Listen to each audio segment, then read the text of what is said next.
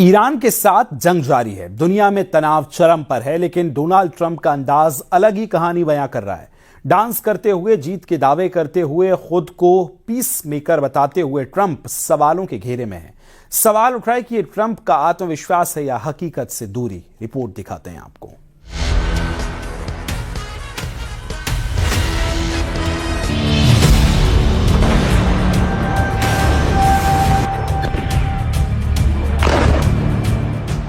महायुद्ध में Iran America को कड़ी टक्कर दे रहा है। ईरान अमेरिका के बीच शुरू हुए इस युद्ध से पूरी दुनिया में टेंशन का माहौल है। लेकिन ट्रंप अपनी बॉडी लैंग्वेज और बयानों से ऐसा संदेश दे रहे हैं जैसे उन्होंने ये युद्ध पहले ही जीत लिया हो।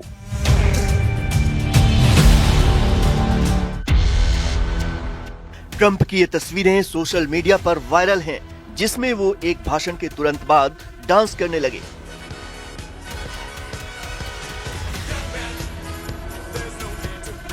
इससे पहले ट्रंप ने अपने सोशल मीडिया ट्रुथ सोशल पर लिखा, मियामी में अर्थशास्त्र पर बड़ा भाषण देने जा रहा हूं।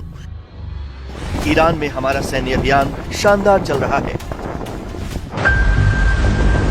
बड़ी बात यह है कि जब दुनिया भर में ईरान युद्ध को लेकर हड़कंप मचा है और इसको लेकर ट्रंप को जिम्मेदार ठहराया जा रहा है, ऐसे वक्त में ट्रंप ने 8 युद्ध रुकवाने का दावा पेश करते हुए खुद को पीसमेकर बता दिया। उन्होंने कहा कि वो चाहते हैं उनकी विरासत एक महान शांतिदूत के रूप में बने।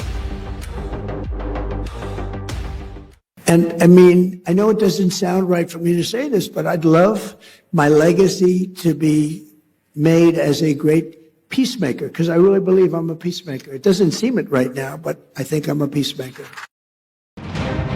ट्रंप ने ईरान को अपने खास लहजे से संदेश देने की कोशिश की जब उन्होंने स्टेट ऑफ हॉर्मुज को स्टेट ऑफ ट्रंप कह दिया और फिर ऐसा एक्ट किया जैसे उनकी जुबान फिसल गई हो।